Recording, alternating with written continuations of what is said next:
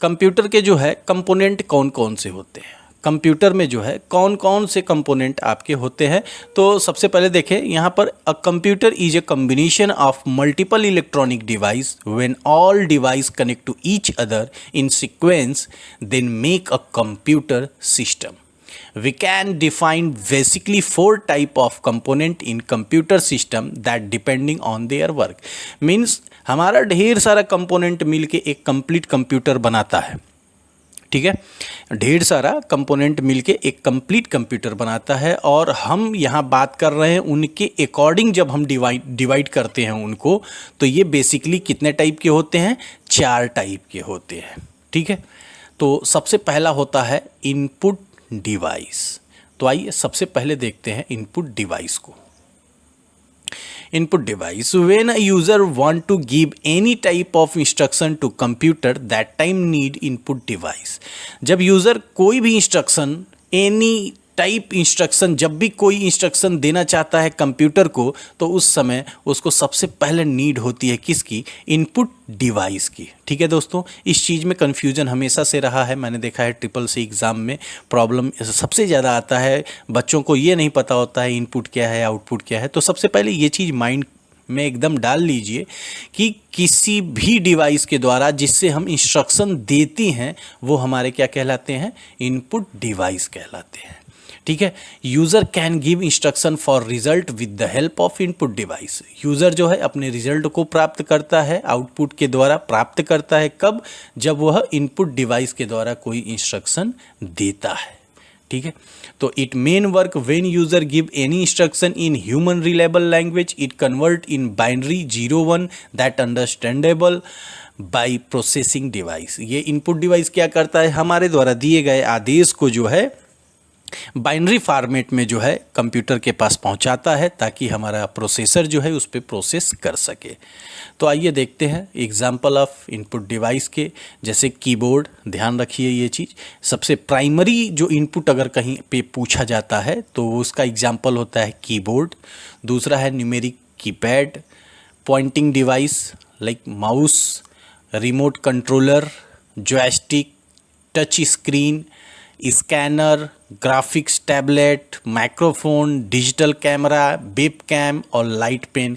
ये सारे एग्जाम्पल हैं किसके, इनपुट डिवाइस के। तो ये जो है जितने इनपुट डिवाइस हैं इनको अपने माइंड में डाल लीजिए, इनसे रिलेटेड जनरली क्वेश्चन पूछे जाते हैं ट्रिपल सी या फिर वनडे में भी, ठीक है दोस्तों। इतना समझ में आ गया इनपुट डिवाइस, ठीक है। अगला जो है हमारा है आउटपुट डिवाइस क्या होता है। तो आइए देखते हैं आउटपुट डिवाइस क्या है। तो this type device produce the result with the help of output device. हमारे द्वारा दिए गए आदेशों के ऊपर कार्य करने के बाद हमारा जो रिजल्ट होता है वो मॉनिटर या फिर प्रिंटर से हमको प्राप्त होता है। तो वो हमारा क्या कहलाता है, आउटपुट डिवाइस। मीन्स जब हम इनपुट करते हैं कोई चीज़ तो हमें उसका आउटपुट मिलता है, हमको उसका रिजल्ट मिलता है, और जो रिजल्ट मिलता है वो किसके द्वारा मिलता है, आउटपुट डिवाइस के द्वारा, ठीक है। तो यहाँ देखिए, without output device you can't get or see your result. Output device are very important component of computer. Output बहुत ही महत्वपूर्ण है, बिना इसके जो है आप अपना रिजल्ट प्राप्त नहीं कर सकते हैं, ठीक है। आइए इसके एग्जाम्पल देखते हैं। इसका एग्जाम्पल है सबसे पहले मॉनिटर, ये हमारा प्राइमरी आउटपुट डिवाइस कहलाता है, ठीक है। दूसरा है स्पीकर, और ये आपका प्रोजेक्टर है, और प्रिंटर और प्लॉटर। प्लॉटर जो है प्रिंटर का ही बृहद रूप होता है, बड़ा रूप होता है। जनरली इन सब से भी रिलेटेड क्वेश्चन आते हैं, तो इन चीज़ों को ध्यान में रखें कि ये सारे के सारे आउटपुट के एग्जाम्पल कहलाते हैं, ठीक है। अब हम बात करते हैं प्रोसेसिंग डिवाइस की। प्रोसेसिंग डिवाइस क्या होता है। सपोज करो जब मैं आपसे कोई क्वेश्चन पूछता हूँ लाइक 2+2, तो आपने क्या किया, दिमाग को रन करा, 2 2 4, ओके। तो उसी तरीके से जब हम कोई इनपुट देते हैं, किसी इनपुट डिवाइस के द्वारा कोई इंस्ट्रक्शन कंप्यूटर को देते हैं, तो हमारा कंप्यूटर भी जो है उसके ऊपर प्रोसेस करता है। तो यहाँ जो प्रोसेसिंग डिवाइस होता है उसको हम लोग हार्ट ऑफ कंप्यूटर या फिर ब्रेन ऑफ कंप्यूटर भी कहते हैं, ठीक है। हार्ट ऑफ कंप्यूटर या फिर ब्रेन ऑफ कंप्यूटर भी कहते हैं।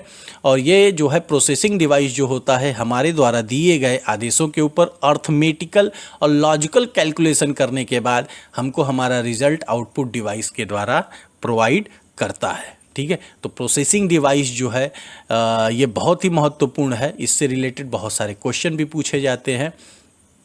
प्रोसेसिंग डिवाइस का एग्जाम्पल है माइक्रो प्रोसेसर। इसको हम एक और नाम से जानते हैं CPU, जिसका फुल फॉर्म भी जनरली पूछा जाता है। CPU का फुल फॉर्म होता है क्या?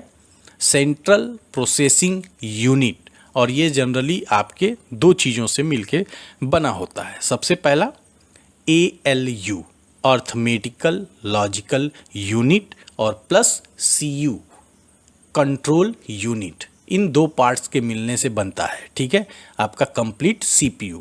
और कहीं कहीं जो है पूछ देता है यहाँ पर कि प्राइमरी जो मेमोरी होती है वो भी इसका हिस्सा होता है। तो यदि अगर पूछ रहा है प्राइमरी मेमोरी तो ये तीनों आप इंक्लूड करेंगे, ALU, CU plus primary memory. और यदि प्राइमरी मेमोरी नहीं है तो आप केवल दो को सेलेक्ट करेंगे, किसको? ALU और CU को। तो माइक्रो प्रोसेसर क्या है? ये आपके सामने इसका डायग्राम भी बना हुआ है। माइक्रो प्रोसेसर जो है प्रोसेसिंग डिवाइस होता है जो कि हमारे द्वारा दिए गए इंस्ट्रक्शन के ऊपर कार्य करके हमको आउटपुट प्रोवाइड करता है। फोर्थ है हमारा स्टोरेज डिवाइस। स्टोरेज डिवाइस मतलब हमारे द्वारा दिए गए आदेशों को टेम्परेरी तौर पे या फिर परमानेंट तौर पे, जैसा कि हम चाहते हैं, ठीक है, उसके अकॉर्डिंग डाटा को स्टोर करने की जो कार्य होता है वो कौन करता है? स्टोरेज डिवाइस करता है। तो स्टोरेज डिवाइस हमारे द्वारा दिए गए आदेशों को सुरक्षित करने के लिए कार्य करता है ताकि हम भविष्य में उसका उपयोग भी कर सकें। यहाँ जो हमारा एग्जाम्पल ऑफ स्टोरेज डिवाइस, अगर स्टोरेज डिवाइस को अगर हम डिस्क्राइब करें तो ये हमारा जनरली दो टाइप का होता है। सबसे पहला होता है primary storage. This type storage directly hold on motherboard. ये जो मदरबोर्ड होता है हमारा, आगे हम बताएंगे व्हाट इज़ मदरबोर्ड। फिलहाल एक छोटा सा डिस्क्रिप्शन में दे दूं कि मदरबोर्ड क्या है? PCB, प्रिंटेड सर्किट बोर्ड, जिसके ऊपर सारे कंपोनेंट आपके लगे होते हैं, ठीक है। तो यहाँ कह रहा है प्राइमरी स्टोरेज, मतलब जो हमारा प्राइमरी स्टोरेज डिवाइस होता है वो हमारे डायरेक्ट मदरबोर्ड पे लगा होता है, किसी वायर वगैरह की ज़रूरत नहीं होती है, होल्ड करता है हमारे डायरेक्ट मदरबोर्ड पे, ठीक है। अब प्राइमरी मेमोरी में जो है सबसे पहला एग्जांपल आता है वोलेटाइल मेमोरी। इससे रिलेटेड एग्जाम में बहुत सारे क्वेश्चन आते हैं, ठीक है। तो वोलेटाइल मेमोरी अगर आपसे पूछा जाता है व्हाट इज़ वोलेटाइल मेमोरी, तो this type storage device depending on electricity when power of data will be loss. मतलब इस प्रकार का स्टोरेज डिवाइस जो होता है जनरली हमारा इलेक्ट्रिसिटी पे डिपेंड करता है। यदि पावर आपका चला गया तो आपका डाटा भी लॉस हो जाता है। और इसका एग्जाम्पल किसका? वोलेटाइल मेमोरी का एग्जाम्पल होता है रैम, जिसका फुल फॉर्म है रैंडम एक्सेस मेमोरी। इसका फुल फॉर्म एक बार फिर से दोहरा लेते हैं, रैंडम एक्सेस मेमोरी, ये ध्यान रखिएगा। दूसरा है non volatile memory. This type storage device never depending on electricity, here data permanent store. इस प्रकार के जो नॉन वोलेटाइल मेमोरी होता है ये परमानेंट स्टोरेज टाइप होता है और इसका एग्जाम्पल होता है रोम। इसका फुल फॉर्म होता है रीड ओनली मेमोरी, ठीक है। तो ये दोनों ही जो है आपके मदरबोर्ड पे डिपेंड करते हैं और दोनों एग्जाम्पल किसके हैं? प्राइमरी स्टोरेज के। अब यहाँ बात करते हैं रैंडम एक्सेस मेमोरी अर्थात रैम।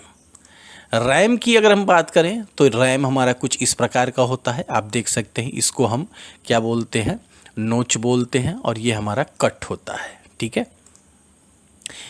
रैंडम एक्सेस मेमोरी का एग्जाम्पल सबसे पहला होता है SRAM, static random access memory.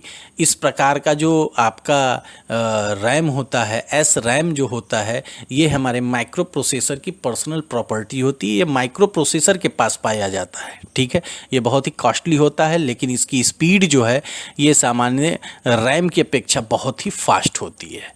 DRAM, dynamic random access memory, इसको हम लोग मेन मेमोरी या सिस्टम मेमोरी के नाम से जानते हैं और ये एग्जाम्पल जो है आपका DRAM का ही है, ठीक है।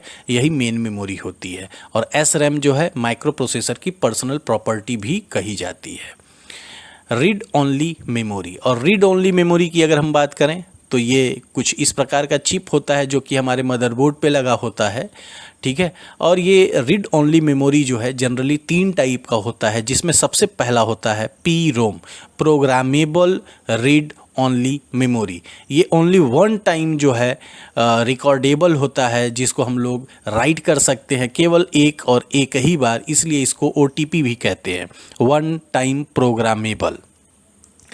दूसरा हमारा होता है EPROM, erasable programmable read only memory. ये जो है erasable programmable read only memory यानी EPROM, इसको अल्ट्रा वायलेट रेज के द्वारा एक से अधिक बार रीराइट किया जा सकता है। तीसरा है हमारा EEPROM, electricity erasable programmable read only memory. ये जो electrically erasable programmable read only memory है EEPROM, इस प्रकार का जो मेमोरी आपका होता है, रोम होता है, इसको हम लोग इलेक्ट्रिक सिग्नल के द्वारा रीराइट एक से अधिक बार कर सकते हैं। एक क्वेश्चन सबसे ज़्यादा पूछा जाता है, व्हाट इज बायोस। बायोस का सबसे पहले आप ध्यान रखें full form basic input output system. BIOS का full form basic input output system. It is a software program inbuilt in ROM chip. ये जो रोम हमारा रीड ओनली मेमोरी होता है चिप, उसी में यह प्रोग्राम जो है सुरक्षित होता है, जो कि जितने हमारे हार्डवेयर सेटिंग्स होते हैं, डेट एंड टाइम और हमारे हार्डवेयर से रिलेटेड जो भी सेटिंग्स होती हैं वो बायोस में ही सुरक्षित होती हैं, ठीक है। जब फर्स्ट टाइम हम कंप्यूटर ऑन करते हैं तो हमारा बायोस रन करता है, और बायोस रन करके जो है जो भी सारे hardware input output peripheral devices हमारे कनेक्टेड हैं वो रनिंग कंडीशन में हैं या नहीं, इसकी चेक इन करता है। तो इसी को हम क्या कहते हैं, POST, power on self test. खुद की चेक इन को कहते हैं power on self test, POST, ठीक है। तो इसको ध्यान रखिएगा, POST, power on self test और basic input output system BIOS. Thanks for watching.